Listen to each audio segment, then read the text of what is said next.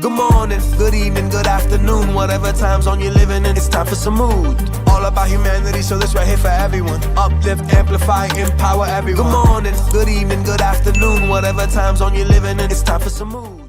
On today's episode of the Sumúd podcast, we uplift, empower, and amplify Palestinian journalist and therapist Ashira Darwish. You may recognize her from the powerful film Where the Olive Trees Weep, in which she is both a cast member and producer. She began her career in Palestine, spending 15 years as a journalist and researcher for organizations such as the BBC, Amnesty International, and Human Rights Watch. She is the founder of Catharsis Holistic Healing, a trauma therapy project in Palestine. Shout out to Basan Abu Judah, a social impact coach who introduced me to Ashira, and it has been instrumental to the podcast. If you haven't already, please subscribe to this podcast on Spotify, YouTube, Apple Podcasts, or wherever you listen. Follow us on Instagram and Threads with the handle @SumúdPod or Facebook and LinkedIn @SumúdPodcast. As a reminder, you can't follow us on TikTok because they banned us for saying Free Palestine. Oh, no. Ashira, welcome. Eileen. Pleasure to meet you, finally. You too. Thank you for having me here. Thank you. So I want to tell the audience before we really say anything else, before you even listen to this podcast, please go watch Where the Olive Trees Weep. It is absolutely powerful. Going to be very honest with you, Ashira. This is a difficult one to prepare for because I'm still locked into that film. And as we were doing research, the emotion in your eyes, the pain in your eyes was so clear. And, you know, honestly, I've watched it several times over that 48-hour period. And then I also got the extended cut. So extremely powerful film for everybody. Please watch it before we do anything else. Ashira, you're not in Palestine right now, correct? No, I'm in California. California. Okay. Are you able to speak to currently what the situation is like from what you're being told, specifically in the West Bank? Yes, of course. The situation is worse than it has ever been. In terms of life under occupation has always never been easy, and it has always been like this ethnic cleansing has been ongoing since 1948. And what we've seen recently is just an escalation.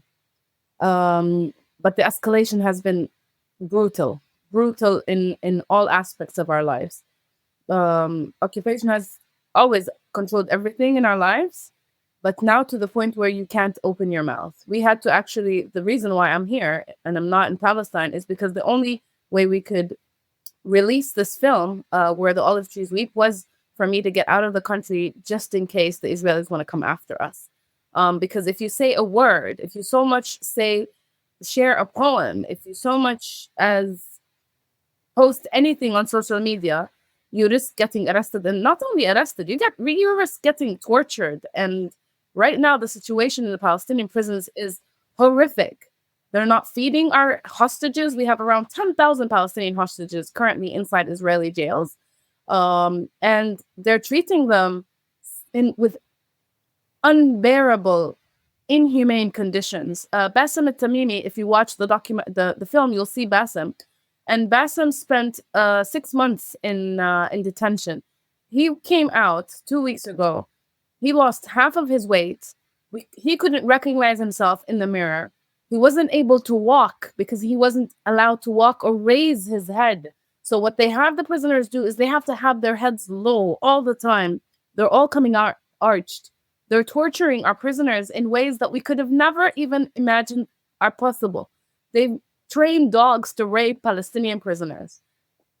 The stories that are coming out, one prisoner came out from Gaza, they took out his eyes. They took out part of his guts. And they're doing this without anesthesia. They're just torturing our men in horrific ways. Not only our men, Palestinian women prisoners are kept in what we call hot boxes.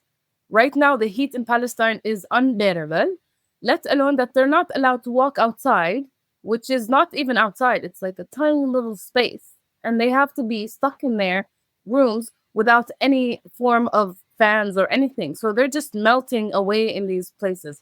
Our children, our children are kept in detention centers with no food. They're being beaten every day. They have dogs harassing them. When you talk about Palestine, for me, the first thing that comes to mind is the prisoners. Because 10,000 Palestinian hostages or prisoners means 10,000 Palestinian families that are suffering outside without being able to connect with their loved ones, without knowing what's happening. And every time somebody walks out of prison, we're terrified because we see what they're doing to them and we're terrified. We hear the stories of torture and we don't know who they're going after. So there's 20,000 Palestinians, in the sense we have 10,000 prisoners and then we have their families. So thousands of Palestinians are currently now held hostage by Israel, held hostage by this horrific regime that's becoming so fascist. It's always been fascist, but now the world can see it. That's the difference right now, because the horrors are on the screen. They're shared on social media. What they've done to us in 48 in death marches and in massacres wasn't documented. The difference is now you can see it in your eyes and you can't hide from it anywhere. So the situation back home is just horrific. No one can speak. You can't share you can't even express your feelings about what's happening in Gaza. And this is talking only about 48 and about Palestinians in the West Bank. In Gaza, you see them. They're killing them. They're starving our people. They're starving children. They're starving women. Yeah, I don't know if you saw the images coming out today in the massacres and the blood mixed with bread as people try to find whatever means possible to survive and to eat. They're bombing them in their tents. Yeah. So I don't even, I don't even know how to respond to that. Right. I mean, it just quite literally rips your heart out, and you feel helpless. But then I think about you, obviously, and see the film that you created and the courage that it took in your story. And one of the things that struck me about your story is you decided to be a journalist because when you were beaten one time or arrested one time, there were a bunch of cameras in your face, if I recall correctly, and they did nothing. They just watched you get beat up, and you were a young lady at that moment. And you decided to be a journalist. Can you talk me through you being a journalist and the things that you've witnessed? And just an additional question there, have you witnessed what you're seeing now?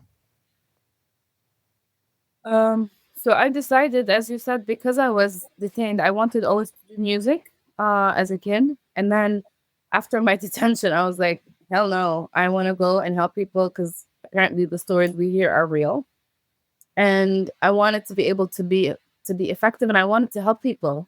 I wanted somebody to film me. I was looking at the cameras, and I would faint and wake up, and they would still try to break my knees, and I would faint and wake up, and there was like this look in my eyes, like, please help me, like instead of taking a picture.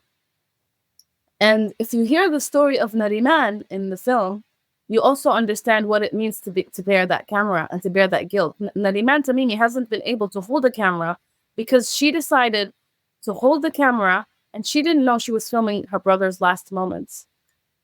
She thought that the camera would protect and document what was happening, and her brother was shot and he died from his injury.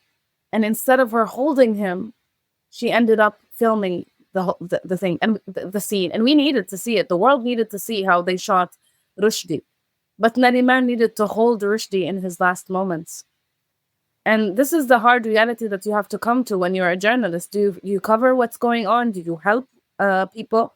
And as a journalist, I always try to show the stories. And of course, when I was young and I thought that that's what I want to do and I want to do journalism, I didn't anticipate what I'm going to be taught in university, because I was taught like the Western journalism, we have to be balanced. And of course, balance in their world means standing with the white colonizing occupation.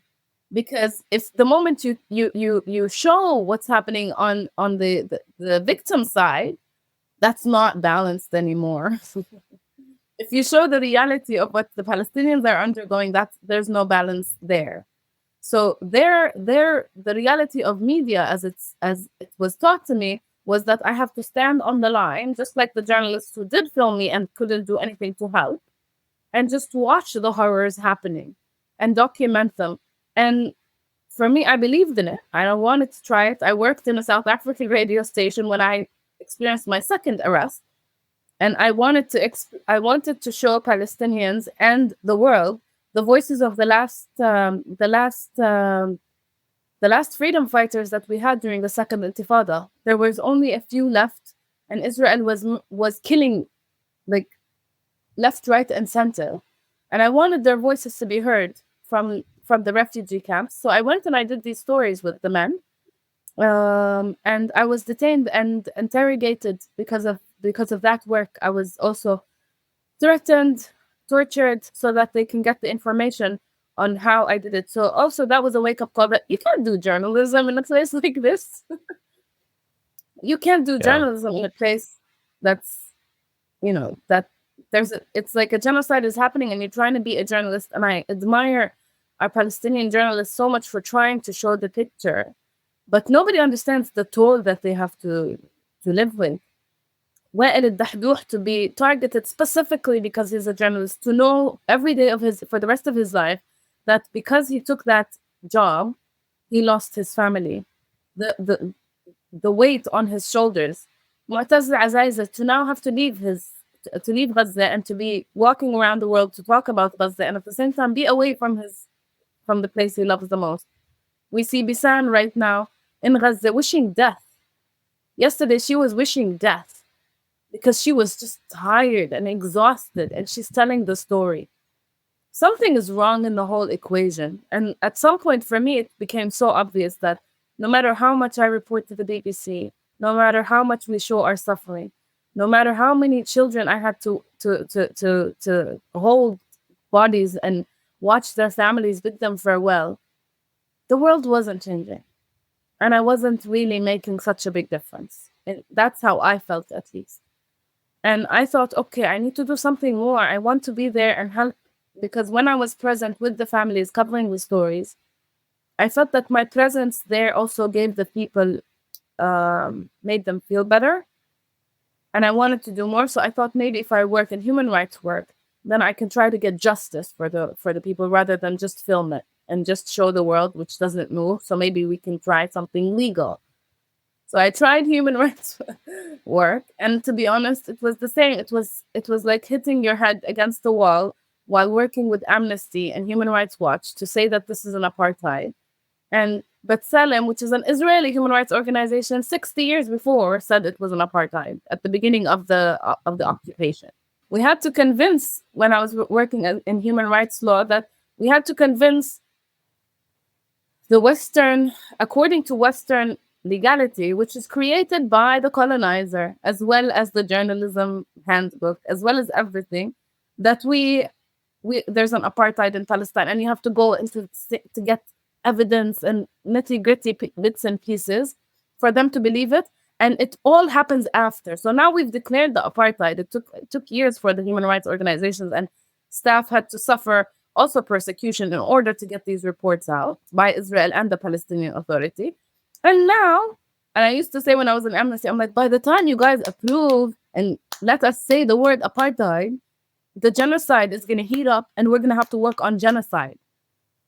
And now they're having the same debate in these human rights organizations, whether it's a genocide or is it still not a genocide? Can we call it or not? One of the things I found fascinating, you being a journalist, did I understand correctly? You speak Hebrew as well. You learned Hebrew to be able to understand and appreciate the Israeli side. And you also reported on events of Israelis as well. That's fascinating. That's courageous. What were you thinking, though? That's a lot of pressure on you, just to be honest. Well, it wasn't by choice. So when I was released from detention, when I was working as a journalist, I was banned entry to the West Bank. So I couldn't report on anything happening in the West Bank, and the media station that I was working with were like, we can only use you if you can report on Israeli stories. And I was like, okay, this is like different. does this mean like I have to go with them and do it all? And it was like, okay, it's a challenge, but I liked it because I was like, what better way to learn about Israeli society than to like have to go in there and do it, and to also test myself, test my humanity in a way. I was like, can I really see them as humans and really report on their stories the same way that I report on Palestinian stories? And it turns out that I'm still as inquisitive, whether it's on, I have this, it's my ADHD trait. I want to investigate. So I had the same, it was the same thing for me. Like, I want to know who did this and why they did it and what's going on. It was fascinating for me to go down to the Ethiopian communities, the Jewish Ethiopian communities, and to understand the level of racism that they have to endure as Israelis. And I understood for the first time that it's not only us. Like, if they're taught from day one, the Israelis, to be racist and to hate the Palestinians, and you can't really filter that. So they also hate the Ethiopian Jews, and then they think the white Jews are the better. So there's like all these different classes inside the Israeli society and different kinds of racism, and we happen to be at the bottom of it. But there's people who are above us. So it was interesting to go and see the dynamic there. I had to report on Sderot, which was very challenging. So Sderot is one of the settlements right next to Gaza, and they were being bombed. So I had to go and report on the bomb shelters. And that was, for me, it was hard to see the children in a state of fear. Because when the alarm hits, you can see the panic in people's faces, and you can see the children running to the shelters. And I had to run with them and to cover that. And I wanted to cover it to the best of my ability, also to really show what happens to these children, because it was traumatizing to see what happens. And I was also there to report on the families of the kidnapped soldiers, who were kidnapped by Hezbollah in Lebanon. So I had to interview their mothers, to sit with the mothers, to hear their stories, to report their stories.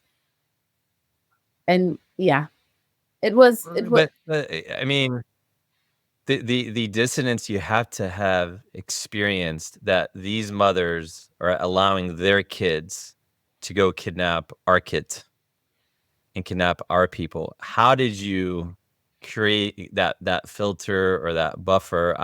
I don't even know what to call it, because there's no way I would have been able to do that. It's not about the filter. So in the beginning, when I met with the mothers, you lose the identity falls out when you get to the emotional part. So I wasn't thinking about them as soldiers as much as I was looking in the eyes of their mothers and seeing the mothers, how much they miss their children. So it was seeing that human side of the mothers crying and wanting their children, and understanding that, بالعكس, I think as Palestinians, we identify, even if it's soldiers, even if you know that this Goldwasser, had he been alive, he would go and kill your family. There's just this feeling that I know how it feels to lose your friends and your family. I know what it means to get tortured. And I don't want anyone to experience it, even if it is, quote unquote, my enemy.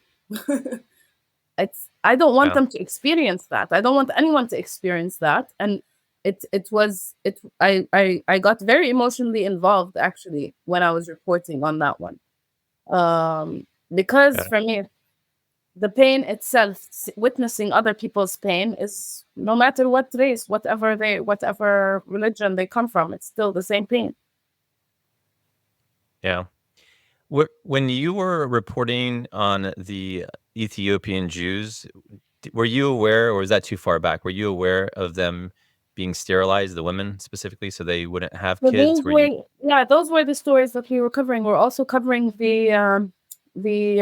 what they have. Like, they have these camps if you're refugees. So there's the Ethiopian Jews who come on do Aliyah, who have like a certain level better, like a higher kind of level of acceptance within the society. Then you have the immigrants who come from Sudan, Ethiopia, and these are put in camps in the desert.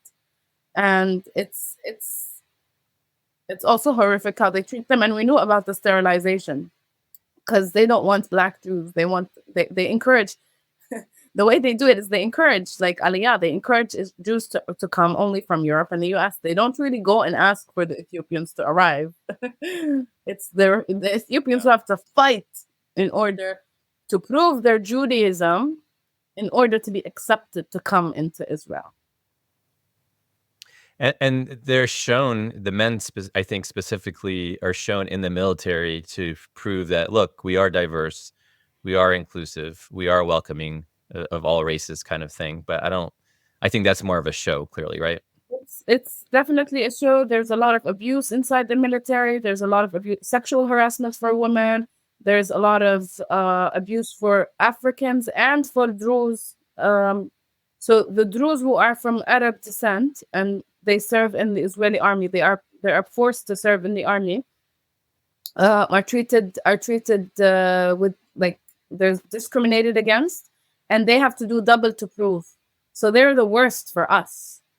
Like, if you have Druze coming after you, it's soldiers, it's far worse than Israelis, because they have to hit you harder than the Israeli to prove that they are Israeli.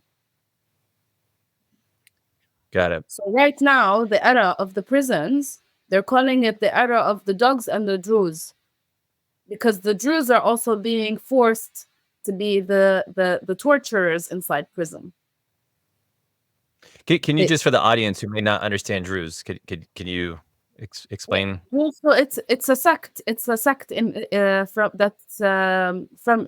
Islam, and the Druze, when Israel occupied, they're amazing at the dividing. So the divide and conquer. So they made an agreement with some heads of the Jewish community that we will give you safety and sanctuary in Israel, and we will protect your lands if you serve the state of Israel. And some of the heads of the Jewish communities accepted that agreement, and since then they are part of the Israeli society, the Israeli fabric, and they serve in the army. Slowly, and I think in the past years, we have seen a movement within the Druze communities to start fighting conscription. And there's a movement called Urfod Sha'bak Mihmik, refuse and your people will protect you.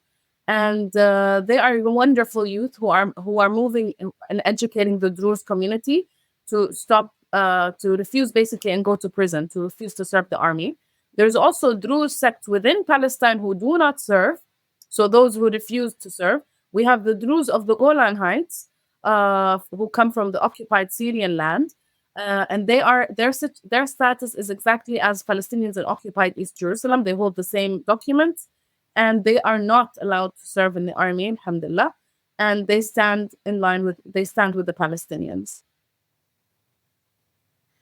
I appreciate you speaking to that underserved community that we don't always hear about. So thank you for that. I want to go back to the film and where you talked about, I think there were sort of three inflection points. The first time is when you were arrested, and when I forgot what the word is, when somebody pretends to be Arab or be Palestinian, but they turn out to be military police. I believe that individual smacked you. Yeah. Okay. So that was the first arrest. And how old were you? Just curious for that arrest. 16. 16? 16. Well, what struck me was your innocence, thinking that the police, when you got to the police station, were going to be on your side and support you. Where was your heart at that very moment when you realized, oh no, this is not what I thought it was going to be? It was pretty, because I've always wanted to be a soldier since I was a kid. I would always ask my mom that I want to be in the army and I want to defend my people. So she would always explain to me, like, the Israelis are not your army, and I would always ask for my army. And then I understood that the police are a little bit less bad than the army, until that moment where in the interrogation, and I also used to watch films, so there's this idea that the police, they're always telling you that the police is good and trying to serve you, right? Except if you're under occupation. So when I started immediately, like when the police took me, I was like, oh my God, like I'm not with the soldiers anymore. This is going to get better. And then I was like, this is not getting any better. The police are also, nope, this is not getting any better. And when Yeah. I went out, it was like, okay, so there's no one. We have no one. So there's no one who's going to come and save us. There's no one who can protect us. My mom can't protect me. My family can't protect me. No one in this world can protect me. And it just felt very lonely. And this is also why they detain kids. Because when you arrest children, what you're telling them basically that their parents cannot protect them. So you detach the child from his innate attachment with his mother and father. And that creates childhood trauma that is not only political, it's also very much with the family, because my mother couldn't protect me. And that's the person who's supposed to protect me. So who's supposed to protect me as a child? No one. And you detach them, and it creates the depression in the future. It creates depression. It creates suicidal tendencies. It creates many things to be detached and to feel that you have no secure attachment, not even with your parents, because the moment you needed them desperately the most, they weren't there and they couldn't. And in the child's mind, it's not because the occupation stopped my mother and father from protecting me. We don't understand that. For the child, it's my mom was not there to take care of me. My mom can't save me. My mom can't protect me. Yeah. And this is not compared in any way, but I just want to give individuals a baseline. When I would go in the 80s, mid or late 80s, I remember that even in the West Bank and Ramallah, the Israeli troops were still there, all across the roads. I don't know if I don't know your age, don't share that, but I just remember at any point something could happen. And I remember feeling helpless. I still have trauma of the little blue light of the military vehicles that used to just park in front of our house, and we didn't know what they were going to do. Now, again, I'm a little kid. I have no idea, and I'm just clinging on to my mom. That's nothing compared to with the trauma that the kids today are facing. And, it's depressing. That's the only thing I can say. It's like ripping these children from the womb. So if you were traumatized from that blue light, imagine they run into the house and they rip you from your mother. And they separate you from Yeah. your mother. And they rip you out of the womb. And they take you away to the scariest place on earth, where you're not protected by your family. You're subjected to sexual abuse. You're subjected to verbal abuse and violence. And you're just a child. Yeah. There's nothing They worse. do. I mean, yeah, there is absolutely nothing worse. I mean, the mind games, even growing up, you think your dad, for example, is all powerful, all strong. Nobody can mess with him. We were in the States. The moment we arrived into the airport in Tel Aviv, and he grabbed the cart, apparently that cart wasn't for Arabs, and it was ripped out of his hand, and he was yelled at. And again, this is minor, but this is me looking at my dad and looking, oh my God, somebody did that to my father, right? So it could be very, very difficult. Now, you had a very unique experience, though. So I want to get the order right.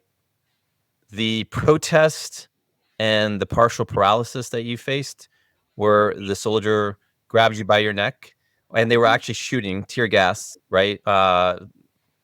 Whatever it is, the tear gas at your legs. Was that before or after your big arrest? No, that was much after. After, okay. So the canisters, yeah. So can you walk me through, if you're okay with it? Because I don't want to take away from the film. That's the thing. It's really powerful. But I'm not gonna lie, I am still fixated on just the pain that was just seeping through, the TV watching you. Can you just, I mean, we're using the word dungeon here, Ashira. We're not using prison. We're using dungeon. Yeah. Underground dungeons, if I'm not mistaken, right? Can you, to where you're comfortable talking about that? So المسكولية, and just saying the name actually like brings like the hair on my body to like stand up. And it was, so I just heard the video of, I watched the video of one of the prisoners from Gaza, and he came out and he said that his brother is in Maskubiya. And every time I just hear that name, that place needs to be like burned to ashes. Not only that place, most of the detention centers that Israel operates, torture chambers. But for me, that place, the scariest part of going in. So my mom, I hadn't seen my mom when I was arrested because she was in the UK with my sister, and I was working on my stories in Ramallah. And as I said, I wanted to make to get exclusive stories of the freedom fighters in the last era during the Second Intifada for their last, because it looked and we knew that it was their last day, so we wanted their voices to be held and commemorated and remembered. And I went through the checkpoint, and right as they saw me, immediately I knew that something was not going right, because you put your ID and this lady just went and slammed this red button, and I'm like, I'm dead. And when I was arrested, I showed, I was walking and one of my mom's friends passed, and I was like, Alhamdulillah, God sent her. And I was like, tell my mother, which was very stupid of me because my mom is blind and she's very emotional and she's waiting for me to come. I had flowers in one hand when they arrested me because I wanted to get roses for my mom. And I get taken to the Maskubiya, and I heard they said Maskubiya, and I was like, it's also naive. I'm like, can I go somewhere else? Is there an option? Can I opt out of that one, please? And the way I basically use humor, just so you understand, and I'm not taking things lightly. It's just because the humor is my trauma response. So I got to the station and they do this strip searching. So they already had stripped me naked in the checkpoint to make sure that there weren't anything on my body, supposedly, because, journalists, we carry things. And then when I got to the police station, they strip you naked again. They search you in disgusting way. They humiliate you, dehumanize you. And then I had to cross 2 meters between the police station and when you get handed to the shabak so that you can go under. And my mom had heard, and she had come with her pajamas to the Maskubiya, and she saw me. She saw me. Her neighbors, she took my neighbor, and the neighbor says "Hi, Ashira," and my mom launches her body and tries to get me out of their grip, and the soldiers, of course, start hitting me. I start hitting my mother, and they start pushing, and then I was dragged into the to the interrogation, to the cells, and I could just watch on the camera screens, the security screens, my mom collapsing and shouting at the gate, and that broke me in a way, because they not only did I get humiliated, they humiliated my mother, and they're taking me into this place. And when you get there, they put a ski mask. The first thing, actually, no, there's a group of you get put in a room with lots of men. And I think it's to intimidate you as a woman. For me, it was just what am I supposed to expect here? There's all these men sitting at a table sniffing and looking disgusting and just giving you those eyes. And then they put a ski mask on you, and it's shut, and you don't know where you're going. And that's why you say it's a dungeon, because you start descending somehow, and they just keep pushing you on the side. You hear rooms, you hear people, but you can't see it, and you don't know where you're going. And then eventually you land in this cell, and we have Qasam Wahad, section 1, any Palestinians would know these places. We have room 1, room 2, and a few sections, and they have special walls so that you can't sleep, and it's a very tiny room. And then you get taken to the interrogation and to the torture, and you hear each other scream. And they're the most vile and evil humans. I remember my interrogator Oscar, I was looking at him, at some point I asked him, I was like, are you sure you're human? Do you recognize yourself as a human being? Because you don't look or sound or be There's nothing human in that interaction. And they try to dehumanize us, right? To pretend that we're human animals. But everything that they do, every move that they make, it just shows you that they've lost their humanity so that they can operate such horror dungeons. And they have all sorts of torture. They would take you. So from the moment you're taken in, there's all the psychological warfare. You're not allowed to sleep a minute in these detention places. And of course, you're deprived food, whatever, that's fine. You're as a woman, you're deprived sanitary products. They also use your like they used your period against you. I had my period when I went into the interrogation, and they just let you bleed, just so they can also use whatever they can to put pressure on you. And then there's electric chairs. Then there's bars where you get hung on from your hands. It's hell. And to think that it was horrific when I was there, and this was around 10-15 years ago. Actually, no, wait. I just turned 40 a few days ago. I have no problem saying it because I'm still surprised. So it's about 20 years ago. 20 years ago, these places were horrific. 20 years ago, they had electric chairs. 20 years ago, they were torturing Palestinians, and it has been ongoing. And they just dropped the age of detention so that they can take younger kids and torture them. And now we're hearing the horror stories coming from sodomy, rape, starvation in these torture chambers.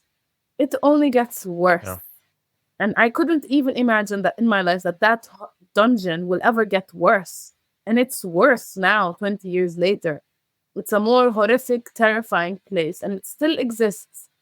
And all of my dreams, everything that comes to me, it's like when people ask me, like, what do you expect and dream of how liberation would look like? I want that place to be turned into a museum. I don't want it to be like burned, because I want the world to go down and see what has been done to us. Just as you go into Holocaust museums, people need to go to the Maskubiya to see what's been done there and how these humans have been treating our bodies. Yeah. I mean, I said one time on social media where I think the members of Congress, before they send another dime to Israel, they should go and visit. And they should visit that dungeon and see firsthand what's going on there. And I think that would change, hopefully, their minds a little bit. So one thing you mentioned in the film that I thought was just your ability to just do this, and there's a bit of a courage here where the interrogator was just piercing through your eyes. You felt like the interrogator was going inside your soul, and you said basically, screw this. And you took out your contact lenses, and you could basically not see very much anymore. And you said, okay, have at it now. What made you do that?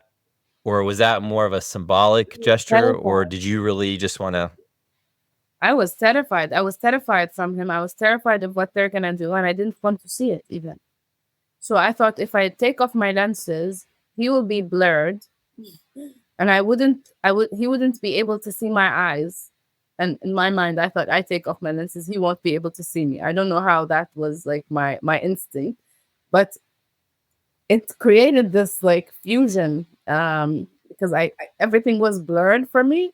And I was like, okay, this is not happening. Somehow I kind of dissociated also. And I know one of my friends, who you also see in the film, she has what she calls the freeze state. So when they just arrested her after we shot the film, they arrested her, and they were torturing her every day. So they would beat her up every single day for a whole hour. They would take her and just beat her. No interrogation. There wasn't a reason behind it except to beat her. And I told her, like, how did you survive? And she was like, I got the freeze state.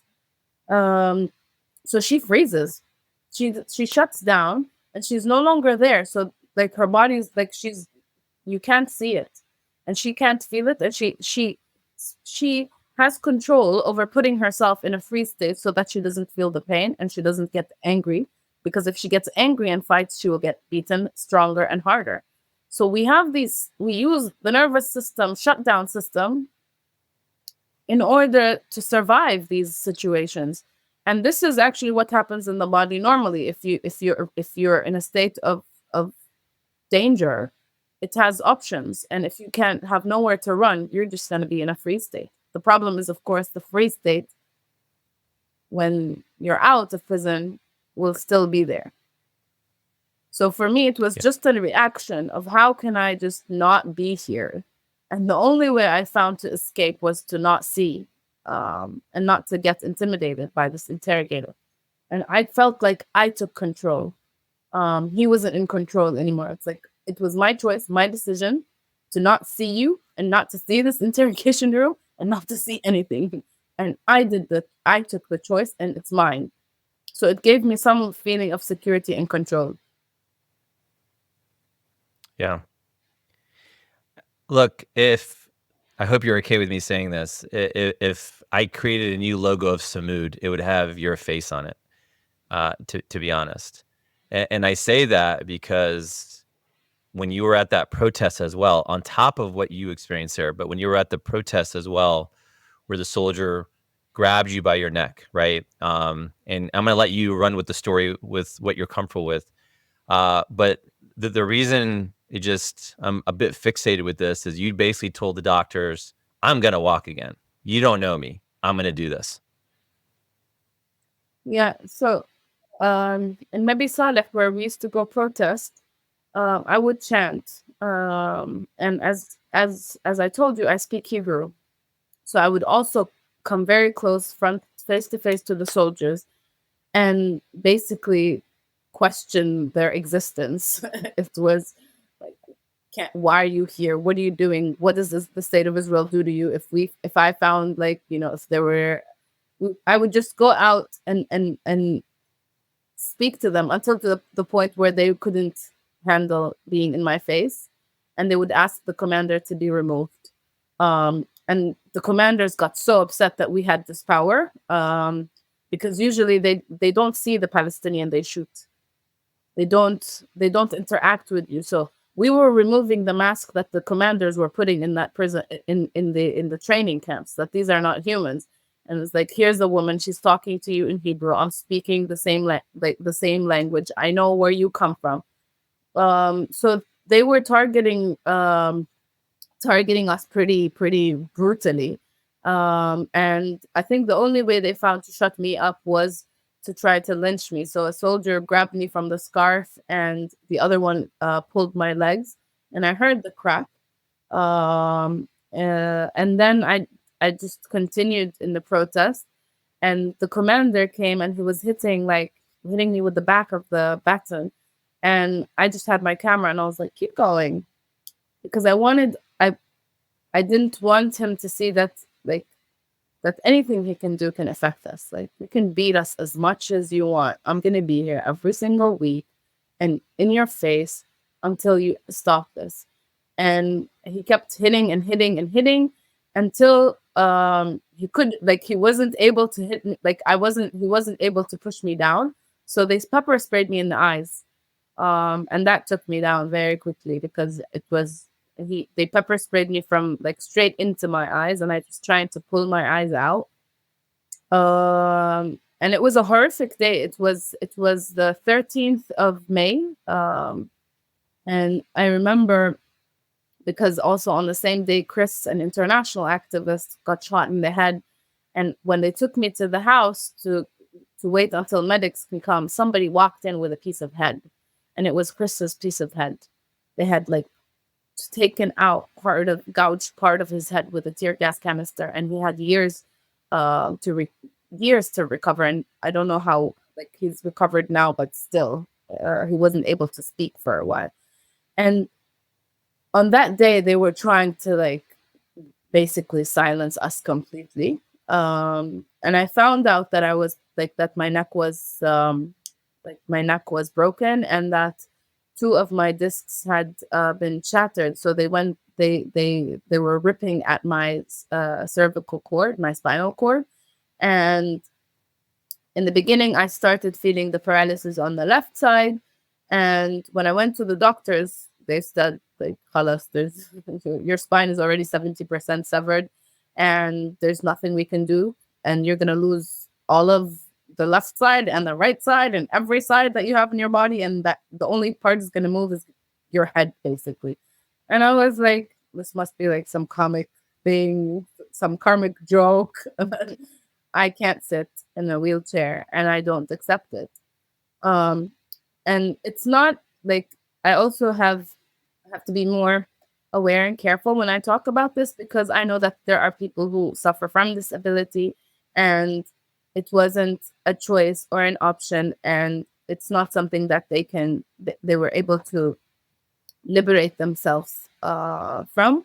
And for me, it was just a matter of me not believing the West, because I had undergone so many things that make me skeptical and not believe in the Western form of medicine, and also not believe in the Western anything. And I had to choose. I had to see if there were any other options. And I was lucky enough to have YouTube, because in Palestine we didn't have anything holistic at that point. And I started reading and asking. And the first thing that I did was to actually go to God and ask for help. Because I felt, before that, I grew up in a family that's non-believers, mostly communist atheist. And for me to say I speak to God when I was young wasn't accepted in the house. But I always knew that I always felt that presence. And so the first thing was like, "God, I don't know what these guys are talking about. I don't want to be paralyzed. This is not happening. Please, please, Ya Rab, whatever you can, help me." And I was begging for help. And it was my rock. I reached the rock bottom. And they say when you reach that, no, there's nowhere else to go. So there's only up. And I started using all the forms of intergenerational, we say you get intergenerational trauma inherited from your family, but you also inherit their sumúd. You inherit their resilience. You inherit ways of dealing with trauma. And from my father's side, the Egyptian side, I had heard all my life about the Eye of Horus and about the supernatural abilities of humans. And I evoked that by asking for help to open up that gate. And I started meditating. I changed my diet. I changed everything in my life within the capacity of 3 months. And I was meditating day and night, making affirmations, hamd. I had come across the book The Secret, and I was like, "Who did this? Okay, let's see. What did he use? What did she use? What did everybody use? Louise Hay, come on. Abraham Hicks, let's go. Joe Dispenza, let's try his meditation." And it was just trying to do everything I can so that I can go back to walking. And alhamdulillah, when you ask, you will receive. And I was blessed enough with the ability to go back to walking. And what I don't say in the film is I healed physically. And for me, it was like, was I there? Was it real? Was it real? Did it happen? And my mind took me again on another roller coaster, because I was injured only 1 year after I went back to walking again. I was ambushed by the Palestinian Authority this time, the Palestinian police, because I was reporting for Human Rights Watch on abuse by the police, and they hit me straight to the neck because they knew that was my weak point. And I had another problem, and it was like, okay, Rabbna helped you the first time, alhamdulillah. Now you're getting here again. And that's when I actually had to sit with myself and ask harder questions about what I am doing and participating in calling to my body, and where does my trauma come from, and how my body reacts to trauma, and why does it keep bringing new trauma. And that's when I actually started my mental health healing journey, which was harder than healing the body. Yeah, I mean, your form of non-violence resistance, right? Through singing, and then through journalism, and now through therapy. You've really continuously evolved to try to make an impact, and it's just phenomenal. I don't. Again, this is a very difficult interview because I don't even know what to say to somebody who has the ability to do that. It is mind-boggling given what you've been through, and I know you have an intimate understanding as well. And you talked about this at the beginning of the child prisoners and how they're treated. Can you just unpack that a little bit more, just so people really do get how bad it is? The trauma for the children. Yes. Okay. In the specifically in jail. In there. So other than my experience with detention was, alhamdulillah, very, very short and very light. And I'm a very privileged Palestinian also, in the way that I got out of prison, and in the way that that my whole life I've had the privilege of also being in Jerusalem and having access to different things. Hala, when I was working as a journalist, I got to be exposed also to child prisoners. And that woke me up also to the other realities of what it means to be held and detained for long periods of time as a child without your family and without your parents. And people say like, oh, look at Palestinian children. They look so old. They're like stronger than 50-year-old men. And it's like, yeah, because they've been traumatized. They've had to give up their childhood, to assume responsibility, and to be treated like adults.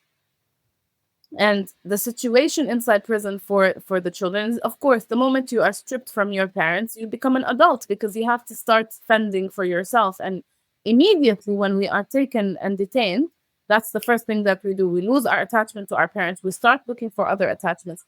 Alhamdulillah, that the Palestinian prison system, we have now, this is the one thing that they're trying to destroy at the core with in the prisons, which is the support system that we have inside prison. If you come in as a child, and they have a certain area, certain detentions for the children and for the adults, but you will have adults who supervise you. So you immediately find another attachment inside prison, and you attach to the older prisoners who teach you, who train you, who educate you, who support you. For the woman, it's the same thing. You come out of the interrogation, you land into home. You land into the prison, and you land into the care of the older mothers inside prison, because there are mothers inside prison and there's grandmothers inside prison. And the moment they get the younger girls who come, immediately the mother takes over, and they dress them, they shower them, they take care of them, they do the first aid in trauma therapy inside prisons. And this is why Israel right now doesn't allow prisoners to talk to each other even. They're not allowed to speak to each other, so that your individualized pain remains with one person. You're not even allowed to express and relieve yourself from that pain. So for the children, there's that relief when you reach inside prison, that you get support. Now it's no longer available. And they also use the prison in order to change and shift your views. They try to blame you, and they try to blame your parents. They also put responsibility on your parents. The interrogator will try to destroy the family fabric in every way. They use you. They put your parents against you and use you against your parents as a chip. They sometimes bring the parents and torture them in front of the child.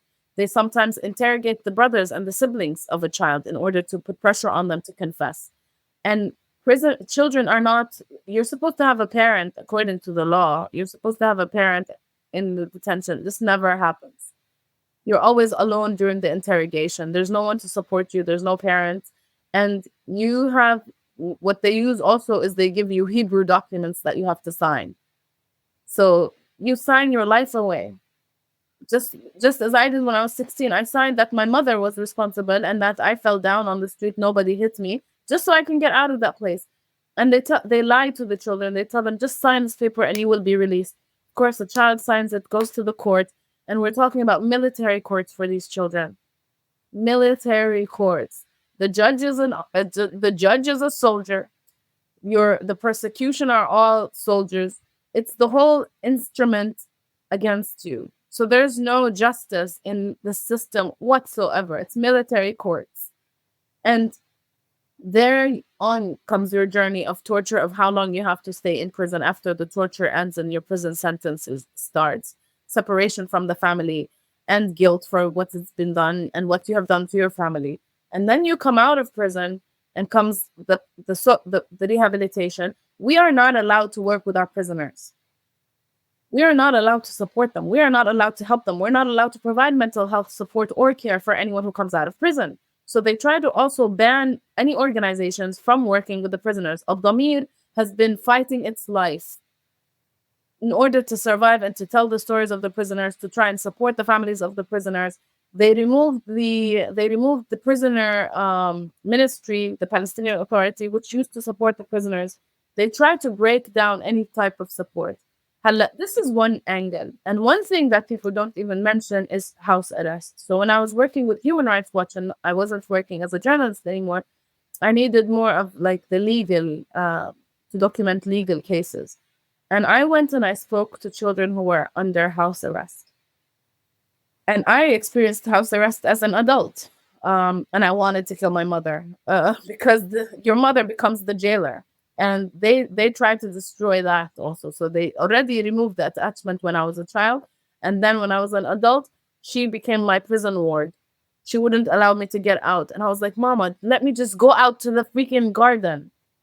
Let me go out to the garden. No soldier's going to find out. But of course, she has signed that if I go out to the garden or anywhere, she would have to pay something like $50,000 and fines. So your parents are terrified. They don't allow you anything.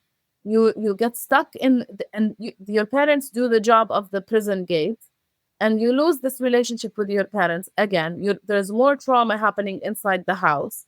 You're isolated inside the house, and as a child, you're no longer allowed to do any activities.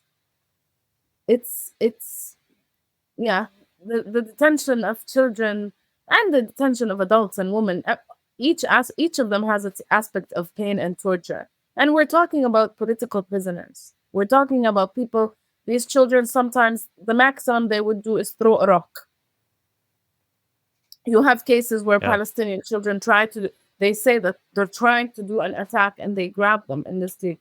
All it takes is one Israeli Jewish settler to say, oh my God, they're going to attack me. And you're either shot or detained and you spend 6 to 2 years in prison. So just a moment of humility for me, because I do want to talk about your therapy, your form of healing, and sort of educate our audience around that. But you may get a kick out of this. I thought you changed your last name to Prem Rashana. I was so confused. That's not your last name, or is it? Help me out here. So I just wanted to confuse people. That's the whole point. So I have a few family names, and it was also just for safety. It's at different levels, and because Darwish is my mom's family name, and that's my family name that I use right now. Prem Rachana is my Indian name. It's my Osho Sannyasin name. It was given to me by when I joined the Osho tribe. So that's why I have Prem Rachana. But my birth name is Ashira, and most Palestinians don't even think that Ashira is my real name because Ashira is a very strange name to them. And Ashira means what does Prem Rachana mean? Prem Rachana is a mother who loves creation. Got it. So okay. That's what the name that they gave to me. And Ashira is the name of the Palestinian goddess, the Canaanite goddess. And my mom basically picked that name so that she can compete with my Egyptian father, who's like, oh, we have the goddess Nefertiti. And she's like, oh, you think you're better than us? We have Ashira. She's the Palestinian goddess. Here you go. That's awesome. That's awesome. So can you talk about, are you working or have you worked with kids? I know you've worked with adults, but are you working with kids as well or in both groups? That's how I first started. So I wanted to start to work with children who come out of prison and to provide them with the support that I didn't have. And I also found out that at one point during one of my detentions, I went to trauma therapy because I needed it. And it was re-traumatizing to say the least. I did talk therapy, and it just made everything worse. It didn't help me at all. It sunk me into further addiction.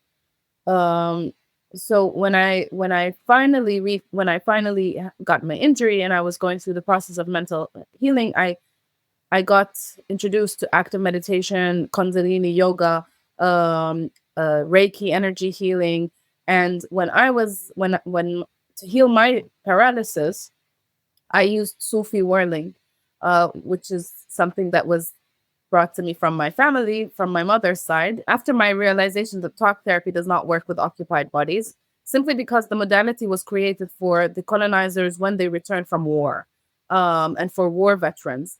And it's mainly for people who finished, their trauma has passed, and they are um, in a safe zone, in a safe place where they can talk about their trauma without being paralyzed by the fear that it's still ongoing. So in the case of the Palestinians, we have continuous trauma. Our trauma never reaches the post because we're still occupied and it's ongoing.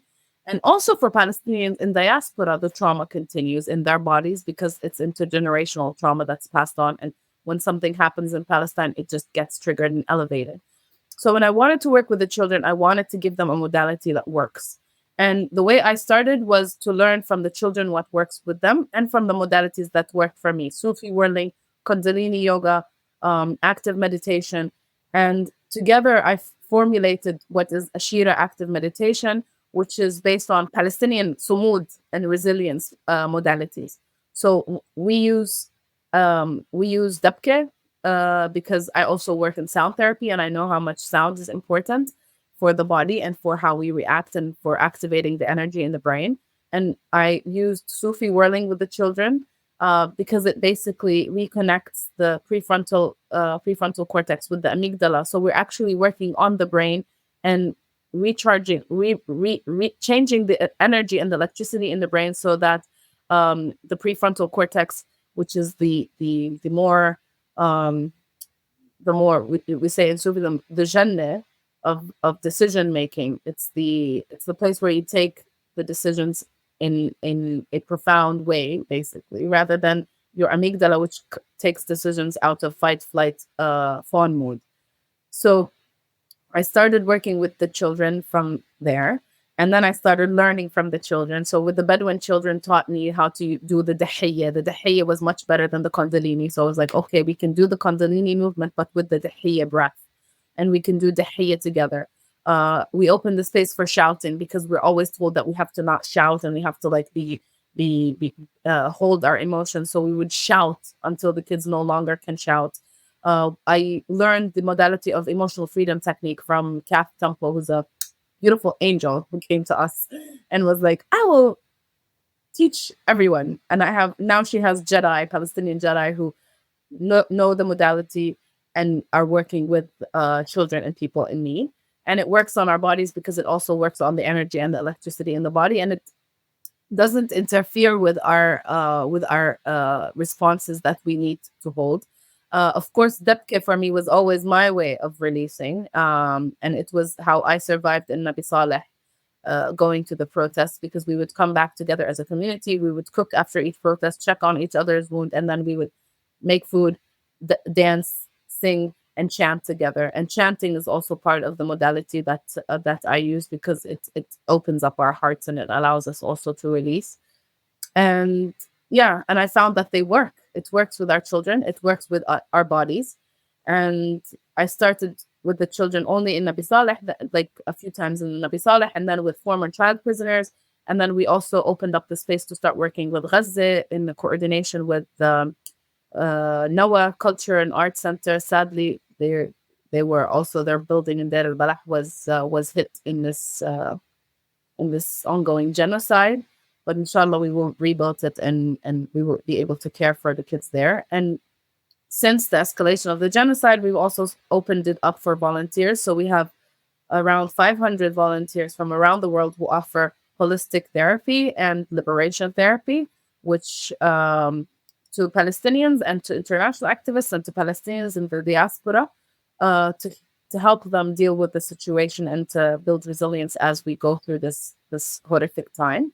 and we have that available. And we still work with former prisoners and adults wanted also support. So we work with adults, and we use different modalities that work with us: art, music, and active meditation.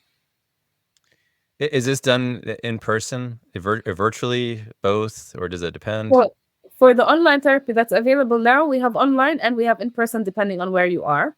In the West Bank, we have we do retreats. Since the escalation, it has become much more difficult for us to bring the former prisoners together so that we can work together, because if they're stopped on a checkpoint and they're taken, we can't we can't risk that. And there's checkpoints separating all of the West Bank. So we're working in parachutes. So we have to work in each city separately. And we have the training of trainers, which is also another part, because we need more Palestinians to know to work in this modality and use these modalities. And now with the situation in Gaza, we need like hundreds of therapists to deal with the situation and the trauma that's been generated. And yeah, so it depends. In Gaza, it was only face-to-face, of course, with the children. Yeah. When I watched the film, something hit me when I can't remember the gentleman's name. I'm sorry, but there was a circle. You were there too, and they were talking about trauma, how we react to trauma, the different levels. And it hit me at that moment when I realized, many of us have been conditioned not to acknowledge the trauma or not to even know it's there, because it's embedded in us clearly, right, from generation to generation. But even if you look at men specifically too, right, you're sort of taught, no, ignore that Don't trauma, cry. don't cry, right? Don't cry, absolutely. So I think that was eye-opening for me to kind of witness that or see that.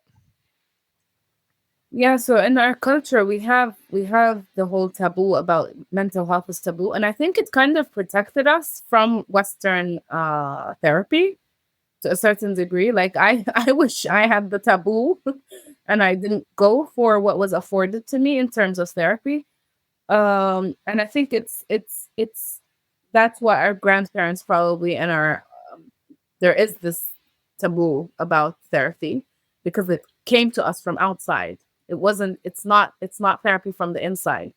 And what I've noticed since using this work is the boys want to do it because we're whirling, we're dancing, we're doing dabke, we're doing the we're not doing anything we're not doing anything that's that's we're not separating people, we're not isolating them, we're not putting them in on the pedestal to treat like individually. We're working community, and even when we build the space and the trust to work in the community, then they would come and ask for individual. But still there's a lot of resistance from the Palestinian men to go through these processes, because it's like we're supposed to be strong, we're not supposed to be weak, we're not supposed to express our emotions, we're not supposed to cry. And this takes a toll on the men. And what we don't see, and I think it's also part of like something that I really want to raise awareness to, is it's not only how it shows up in your emotional life, it's what it does to your body. So if you look at Palestinian men, we have very high rates of diabetes, we have very high rates of prostate cancer, and we have very high rates of ضغط, pressure problems. So it's what we hide and we cover in terms of emotional trauma is going to build up in the body, and it's going to come out as disease. And then we're more ready to talk about the disease and start working about it in the disease. And what we need to do right now is raise awareness and be like, no, before it reaches the level of like cancer or immune diseases, we can work with the emotional trauma. We can release it in a safe zone. We can have that talk, because we want our men to be healthy. We want our men to have longevity. We want our women also. We want our community to not be broken down by this trauma that they're doing to us right now. Because the reason why they subject our men to torture, the reason why they do all these things is to traumatize them, because they know they don't have to kill them now. They will possibly die because of the trauma that we've inflicted on them. We'll destroy them, the society from inside. when they come out and they can't speak about what's happened, they're going to turn to alcohol, they're going to turn to drugs, they're going to turn somewhere to release and soothe themselves.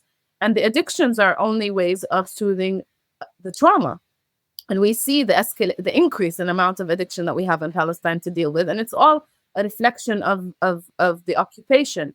So we need to fight this cycle that they've put us on and understand that our strength is in actually waking up and knowing that our emotions are, that there is healing that can happen, and that we should give each other the freedom to release our emotions, to talk about our emotions, and to help and support each other in that level, because that's the level they tried to break us to as well. They occupy your mind, they occupy everything in you.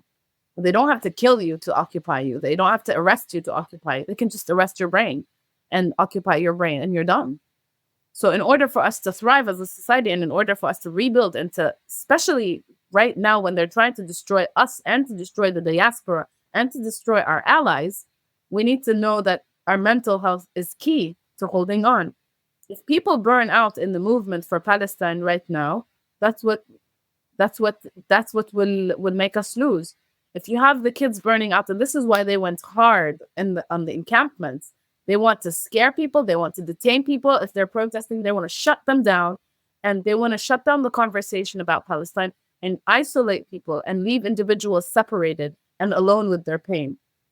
So for us to protect each other, we need to have that space. We need to talk about mental health. We need to talk about what do we do to take care of ourselves so that we can keep going, so that we can keep resisting, so that our Sumúd, not only do we have Sumúd in holding on to our land, we have Sumúd in our brain, Sumúd in our bodies, so that we stay strong. And when we liberate Palestine, we're there. We're present for it. Our bodies are present with our bodies are present with us, and our emotions are present, and we have a healthy future in front of us. So whenever you can, and you address men in our community, this would be it. We need to also hold our men in a space where they can breathe. Yeah. And I love how you said when Palestine is free, it will be free, versus if.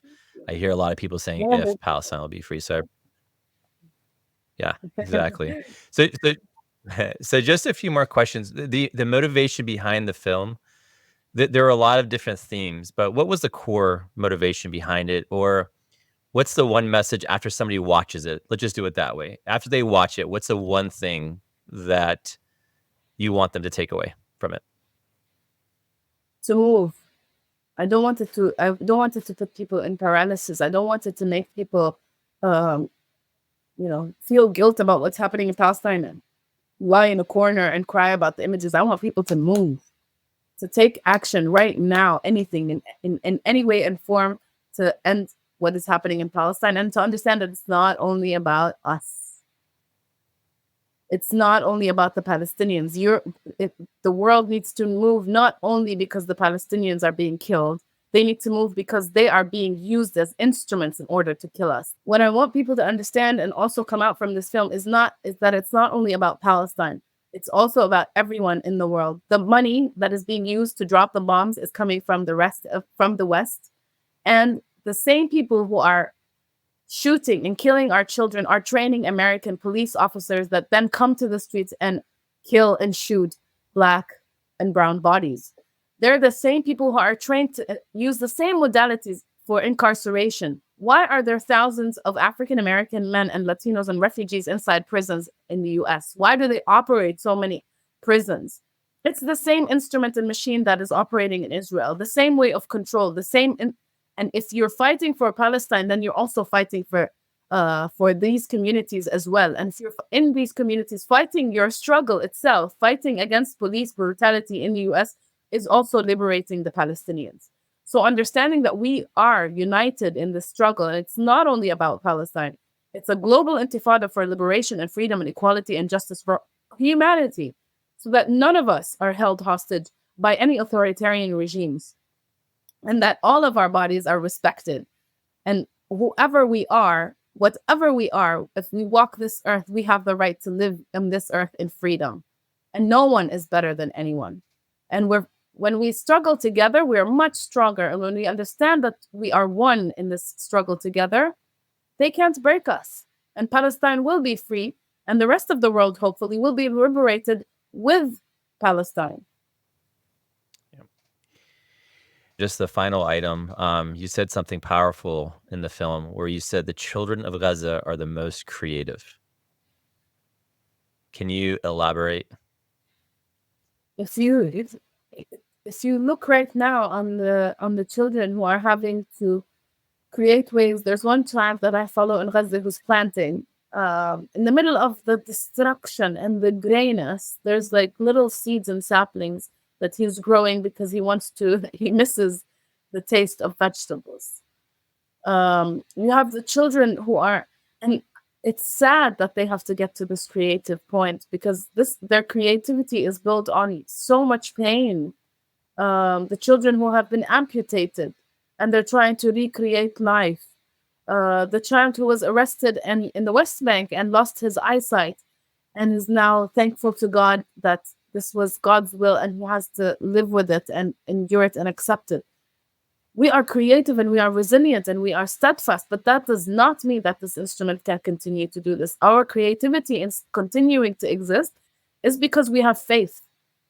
And we have faith that no matter what happens, we won't be broken. And we have faith and yaqeen that Palestine will be free. So whatever we are experiencing right now, we will bear the fruits in a free Palestine. And our children having to grow up and create and live under these circumstances is a testimony to their resilience and to their strength, but it's a shame on the rest of the world. It's a slap on the face of this humanity that lets our children have to get to these creative ways in order to live and be resilient and build and find ways to survive without their mothers when they've lost everything in their lives. One child surviving from an entire bloodline in Gaza has to now be the holder of that entire bloodline. It is a shame for the rest of the world and an honor for her. But we need to do so much for these children so that they don't have to carry and bear this weight. Something we have, it's not fair. It's not fair that these children carry this heavy weight. And they're children just like the rest of the world. We make them into heroes and we say that they are heroes and superhuman, but they're not. They're just children. Children that God gave them the gifts to be able to survive under these circumstances. But that doesn't mean that we let them live under these circumstances.